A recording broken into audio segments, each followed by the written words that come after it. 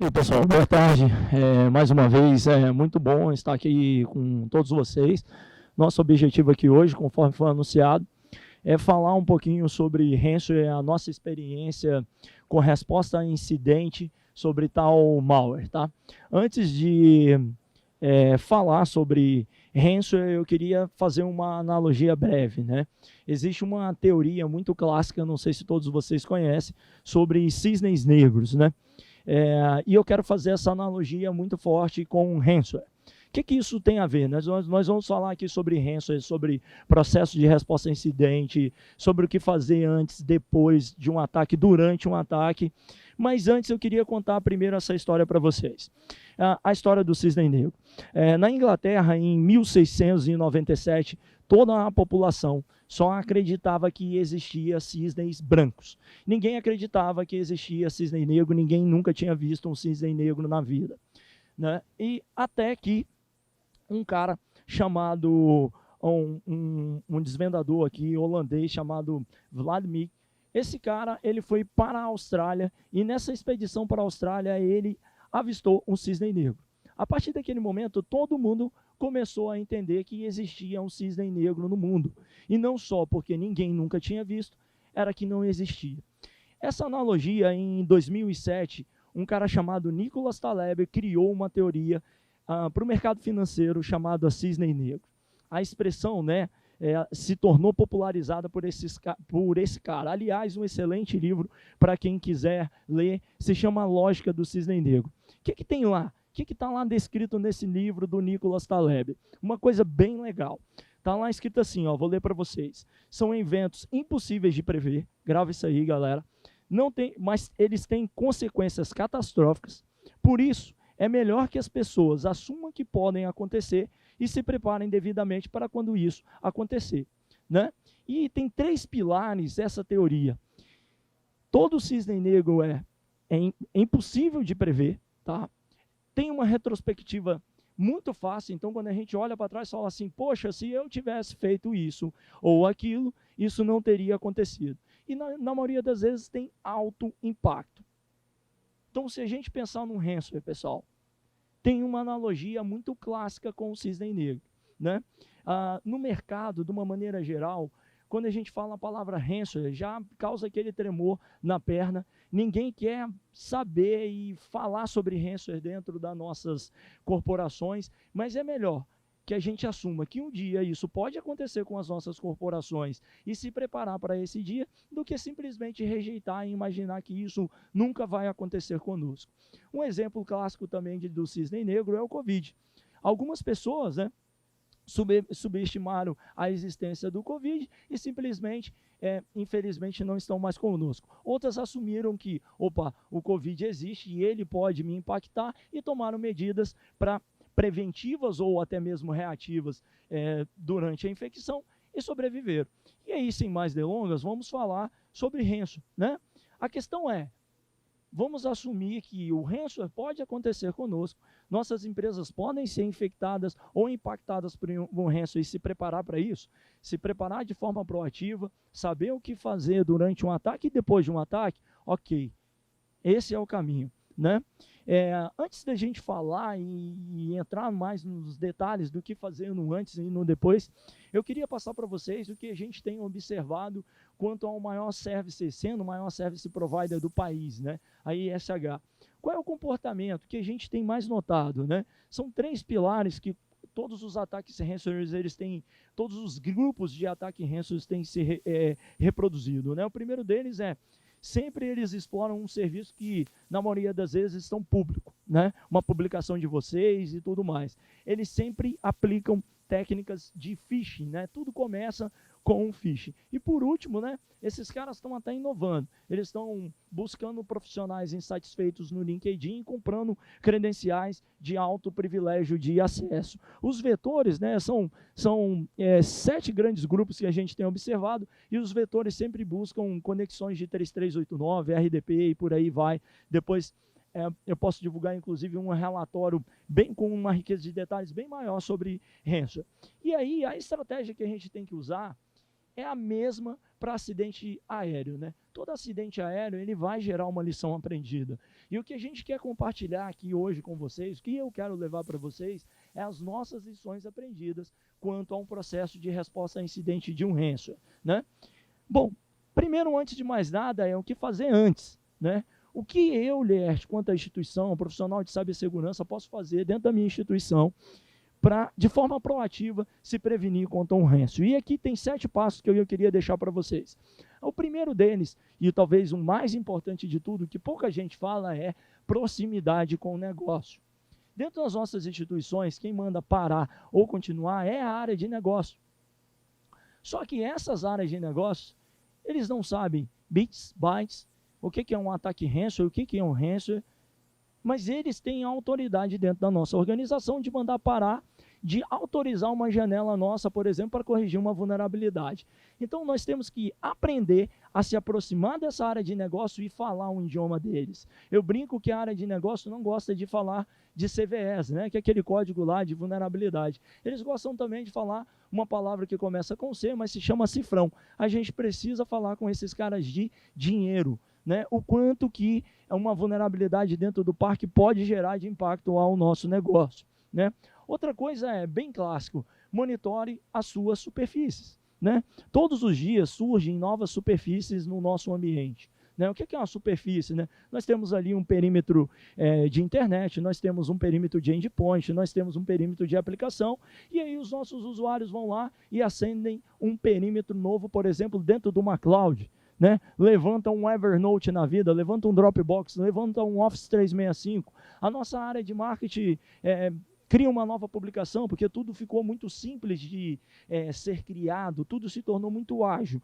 E aí surge uma nova superfície, sem mesmo a gente saber quanto à área de segurança que aquela superfície foi criada. Pessoal, posso afirmar para vocês, a maioria dos incidentes que a gente respondeu e que aconteceu nos últimos tempos tem a ver com superfícies que não estavam sendo monitoradas, né? A gente despejou um caminhão de tecnologia em cima de um perímetro de internet, em cima de um perímetro de endpoint, e simplesmente acendeu um novo perímetro que ninguém da área de segurança sabia, a instituição não sabia, e o atacante se aproveitou daquele outro perímetro recém-criado. Então, a estratégia boa precisamos monitorar as nossas superfícies, porque se a gente não souber que existe aquela superfície, é impossível de proteger. Gestão de vulnerabilidade, né? Negócio mais velho, quem sabe, do que a roda, né? Ainda há pouco falava com os amigos, clientes, ali no nosso stand sobre gestão de vulnerabilidade. E o que a gente observa? Que cada dia mais novas vulnerabilidades surgem e elas não são corrigidas. Por que será que isso acontece?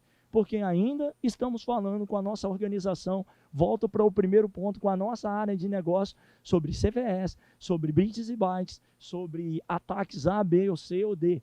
Nós precisamos alinhar a nossa gestão de vulnerabilidade com o risco organizacional da corporação. O board da organização precisa estar sensível e a gente precisa levar um conteúdo que se comunique com eles, né? Que se transforme, não sobre bits e bytes, não sobre o CVE A, B ou C, mas que tenha contexto com o negócio. Se a gente observar, hoje uma vulnerabilidade que existe, um CVE para a máquina da recepcionista, para o servidor, nas nossas ferramentas de gestão de vulnerabilidade aparece igual, é o mesmo impacto. O que diferencia ela da organização? Essas duas vulnerabilidades, o contexto de negócio, alinhar isso ao negócio. Se a gente não alinhar isso ao negócio, as coisas não vão acontecer. Criar uma arquitetura antifrágil. Ao longo do tempo, né, a gente aprendeu que a gente precisa ser resiliente, criar uma arquitetura resiliente. Não, a arquitetura resiliente volta para o primeiro passo sempre, né? Ela volta para a forma inicial. Precisamos criar, pessoal, arquiteturas antifrágeis, que todo incidente gere uma mudança, gere uma lição aprendida e a gente modifique a arquitetura para que aquele incidente não mais ocorra dentro do nosso ambiente. A gente também tem a conscientização dos nossos usuários, né? Ao longo do tempo também a gente aprendeu a demonizar os usuários. Não, os usuários são a nossa razão de existir, pessoal. A gente precisa conscientizá-lo, a gente precisa levar conteúdo para essa galera na ponta, né? E não é simplesmente uma ferramenta que fica gerando um e-mail e elegendo esses caras a um programa de cibersegurança. Não é, é ir além, é ter uma mudança cultural dentro das nossas organizações. ter um plano de resposta a incidente. Eu visito muitas empresas, muitas corporações, e ele fala, olha, Elierte, eu sigo o NIST, eu tenho aqui a ISO 27001, etc. e tal. Mas será que esse plano, ele foi customizado para você, foi desenhado pensando nas suas expectativas quanto à organização? O NIST está lá, é muito bom, a ISO está lá, é muito bom, e tem mais 1 zilhão de frameworks que podemos seguir, mas eles precisam ser adaptados à nossa organização. E não adianta também a gente ter um plano e não testar esse plano. Então, o último passo, né, passa por testes desse plano, que é Wargames, que são testes de penetração, que são instalar um Breach Attack Simulation dentro do ambiente de vocês para de constante testar os ambientes de vocês para saber se eles estão funcionais ou não. Não adianta a gente ter um plano que só é botado em prova no dia do ataque. Então, isso aqui é um pouco do que fazer antes. O próximo slide talvez esteja um pouco pequeno e depois eu consigo divulgar para vocês. Isso daqui é uma arquitetura mais moderna de SOC, né? Então, a gente tem a linha de baixo, que são os ataques, que são destinados aos os diversos perímetros dentro do nosso ambiente, né? O perímetro de endpoint, network, aplicação, data, cloud, por aí vai. Aprendemos que precisamos rechear de tecnologias cada um desses perímetros, né? Essas tecnologias enviam eventos para uma primeira tecnologia dentro do SOC chamado CIEM. Obviamente entra o time de Hunt aqui para olhar para o CIEM, criar os casos de uso. Essa galera de Hunt recebe follow-up do time de inteligência para criar casos de usos proativo. A gente vai ter o time de GV ali preocupado, né, em alertar o time de Hunt também de novas vulnerabilidades que são encontradas dentro desse perímetro. O time de Red focado em fazer testes de penetração e também informar ao time de Hunt aquilo que é possível de ser explorado, né? Para o lado de cá, nós vamos ter o processo de criação de playbooks e runbooks, que é a receita de bolo de como responder esses ataques de uma maneira geral. Chega para um time de DevSecOps, Operations, que vai automatizar isso e tomar isso para um SOA, né, que é outra ferramenta do SOC que vai automatizar esses playbooks, runbooks no final do dia, até chegar para o Blue Team, que é a parte de resposta a incidente e fluindo para o time de MSS. Legal, Leste? Tudo aquilo que você falou antes tem conexão com o SOC. Se você pensar, vamos falar com uma área de negócio. Quem é que traduz isso para a área de negócio? É o time de RM, que é o time de Integration Risk Management. Transformar bits e bytes para o board, né? Se a gente pensar no item 2 que está lá, que é analisar a superfície, é um time de Information Security Office, de constantemente estar monitorando as novas superfícies que vão surgir no ambiente, né? O item 3, que é a parte de gestão de vulnerabilidade, o time de GV vai cuidar. O item 4, né, que é a parte mais aqui de baixo, de operação do ambiente, e por aí vai. Nós temos conexões clássicas com cada uma daquelas medidas proativas de ransomware. Então, se a gente quiser aplicar boas medidas proativas dentro do nosso ambiente, o SOC, pessoal, uma arquitetura de SOC, pode ajudar muito nisso. E alguém pode estar preocupado assim, né? Cadê o 5? Algumas palestras eu vou e me perguntam, né? Cadê o 5? Né? Onde está o 5, Leste? O 5 é conscientizar o nosso usuário, né? Que mesmo assim, eu acho que algum de vocês já deve ter visto essa imagem, mesmo a gente contratando tudo, botando uma tonelada de tecnologia, serviços, etc. e tal, sempre o usuário está pronto aqui, né? A puxar e abrir a tampa aqui e cair tudo isso, né? Então é importante a gente conscientizar os nossos usuários e também saber falar com o C-Level, que é quem vai autorizar esses investimentos, né? Eu brinco sempre que a cabeça do C-Level tem 2 hemisférios, né? Um hemisfério esquerdo e direito, né? Emoção e razão. Mentira! A cabeça do C-Level, da área de negócio, né? Ela só tem 2 hemisférios, o custo e a receita. Então, quando a gente vai justificar esse investimento, tem a ver com reduzir o custo dentro da organização ou gerar mais receita. Senão essa coisa não vai fluir, pessoal. Mas digamos que a gente faça tudo isso e mesmo assim alguma coisa passa em algum momento. Aqui está, pessoal, o que fazer, um step by step de 10 passos se algo passar em algum momento, né? Então a gente tem um primeiro passo ali, que a primeira coisa é fazer o lockdown, isolar os perímetros do nosso ambiente, né? Então, olha, fui infectado, não sei o que está acontecendo, eu não sei se tem uma persistência de ataque dentro do meu ambiente, não sei se o atacante está aqui, não sei se tem uma backdoor que ele pode chamar a qualquer momento. O que a gente precisa fazer é isolar. E isso é bastante crítico, pessoal. Esse é o primeiro passo, tá? O segundo passo, ainda na primeira hora, né, a gente está falando de coisas de primeira hora aqui, é preservar e garantir o nosso backup. Se a gente pensar em pilares de cibersegurança, né, o ransomware tem um papel de indisponibilizar o nosso ambiente, perder a integridade dos dados. E só quem vai restabelecer isso depois da resposta ao incidente vai ser o backup. Então, precisamos garantir que esse backup esteja funcional. Depois a gente vai trabalhar numa segunda hora, em identificar essa ameaça. Então, qual é o comportamento dessa ameaça? O que ela faz? Qual é o modus operandi dela? Né? Se a gente não souber qual é o comportamento dela, a gente não sabe como defender. Né? Depois, ainda numa terceira hora, a gente isola os sistemas afetados, legal, e aí começa uma definição de hipótese.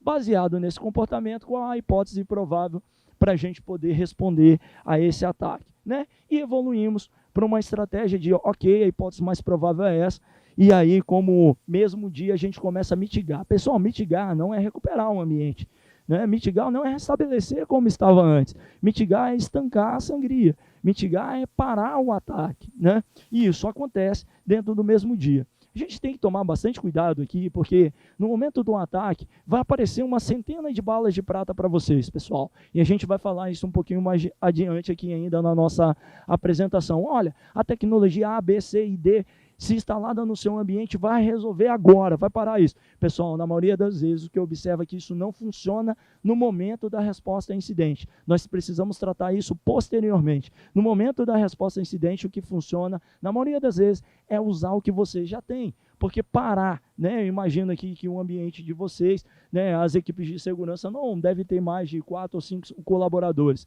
Botar uma nova tecnologia no ambiente dentro do processo de resposta a incidente significa dizer que você vai parar para alterar sua arquitetura, parar para botar algo dentro do seu ambiente, e isso só vai piorar a estratégia de resposta a incidente. Tá? Depois a gente restaura um ambiente. E aqui também segue outro desafio. Né? Essa altura do campeonato, né, a gente está aqui já há 3, 4 dias, quem sabe, respondendo a um incidente, e está todo mundo louco, principalmente a área de negócio, falando volta, volta, volta, volta, volta, volta.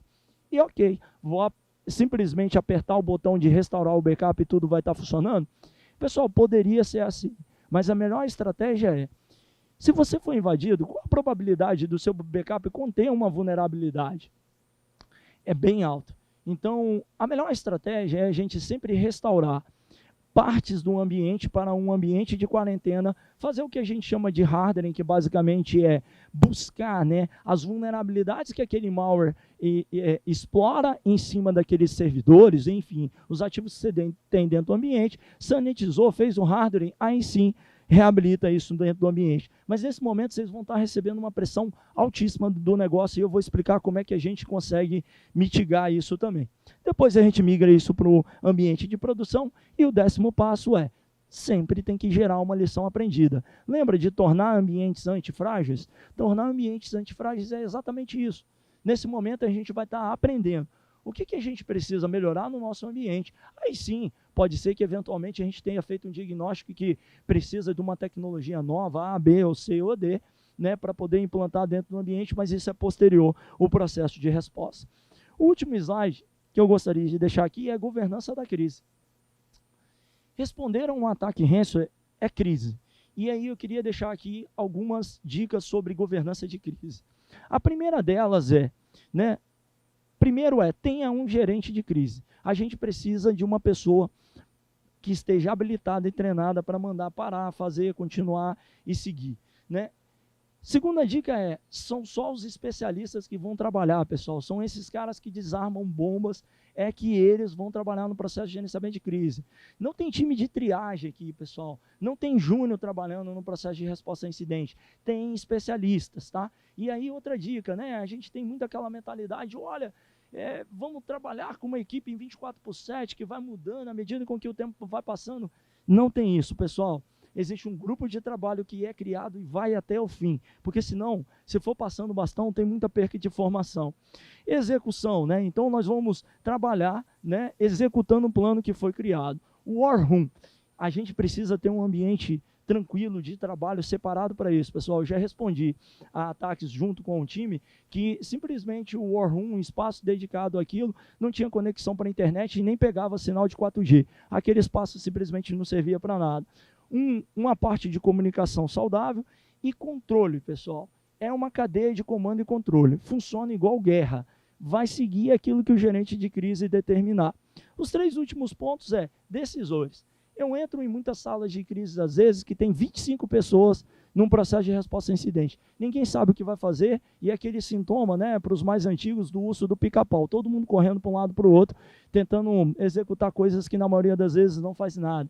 Então, deve estar numa agenda quem decide para delegar isso posteriormente. E aí a gente entra nos últimos passos, que é saúde moral. Obviamente, as pessoas vão trabalhar por muito tempo, né? Um incidente ransom, na maioria das vezes, demora 8 semanas para se concretizar um processo completo de resposta e recuperação no ambiente. As pessoas vão trabalhar durante muito tempo ali e a gente precisa estar preocupado com elas. E o último passo toda crise precisa ter um fechamento. Elas não podem ficar ad eterno. Queria deixar aqui, né? Esse daqui é o nosso canal no Twitter, no Twitch.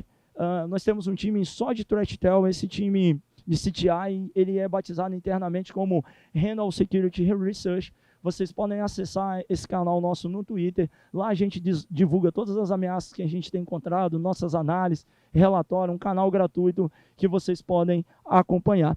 Aqui estão as minhas redes sociais, meus contatos posteriormente, se eu puder ajudar alguns de vocês. Aqui está meu LinkedIn e estou à disposição também para posterior a gente conversar. A ISH está com um stand aqui no evento, a gente pode discutir sobre cada um desses pontos numa riqueza de detalhes maior.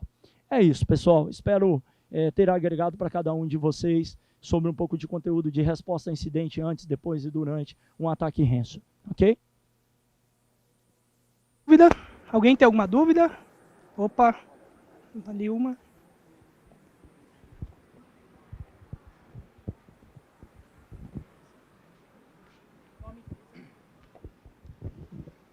Olá, boa tarde.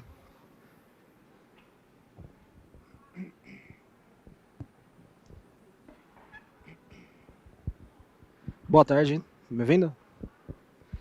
Evandro, Head de InfoSec na OpenCo. Eu queria que você abordasse, na verdade são 2 perguntas aqui bem rápidas. Quando trata de violação de dado pessoal durante esse ataque, qual que é a abordagem, se você puder citar um pouquinho, e se caso a empresa tem um seguro cibernético, quais são os passos, se isso ocorre em paralelo, qual time que pode apoiar, exemplo jurídico, enfim, as evidências que devem ser coletadas para acionamento do sinistro de cyber security, por exemplo. Legal, excelente pergunta. Eu vou tirar o fone aqui um minutinho. Bom, Evandro, vamos por partes. Na verdade, as 2 questões elas precisam ser tratadas em definitivo pós-incidente. Não é legal a gente tratar isso durante o incidente. Só que tem uma coisa que a gente chama de cadeia de custódia, né, que é a preservação dos dados, né, dos logs, de tudo que a gente encontra durante esse processo de resposta a incidente. Então, se eu pudesse juntar as duas questões na mesma resposta, seria assim: nós precisamos preservar todos os dados, logs, eventos, tudo aquilo que a gente encontrar de evidência durante o processo de resposta a incidente. E aí, posterior ao processo de resposta, aí sim, né, se a gente chegar à conclusão que houve um vazamento de dados, geralmente a gente envolve o DPO, a governança da empresa, o jurídico da empresa, para seguir aquilo que a lei determina, né? Em alguns casos, né, na verdade, na maioria deles, notificar a autoridade do país que houve um vazamento e, obviamente, também notificar aquelas pessoas que, de uma certa forma, podem ser impactadas. A experiência que a gente tem com o seguro cibernético é que, quando você contrata um seguro, ele vai te perguntar, é como um seguro de carro: olha, você tem garagem ou não? Você trabalha com carro ou não? E você vai responder uma série de questionamentos ali em cima. Se você respondeu corretamente e durante o ataque, né, o atacante explorou uma vulnerabilidade que de fato você informou para a companhia de seguro, você não vai ter problema nenhum. Mas digamos que você fala para a companhia de seguro que, olha, eu tenho um processo de gestão de vulnerabilidade bem estabelecido, corrijo tudo, etc. e tal. E aí a companhia de seguro, obviamente, depois vai abrir uma investigação e descobre que você não tinha isso. Certamente eles não vão pagar, né, o sinistro, o bônus daquilo dali. Então, as duas coisas você vai precisar bastante da cadeia de custódia, de todos os logs, de todas as evidências para posteriormente você acionar, tá bom? Pessoal, alguma pergunta adicional? Não? Opa, temos mais uma.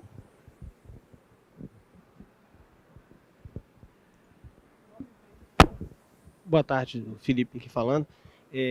Hoje no SOC, para prever e mitigar o ransomware, existem soluções EDRs que tem até um com seguro e tal. Eu queria saber se a ESH hoje oferece como serviço alguma solução dessa com seguro já englobando a mitigação de ransomware.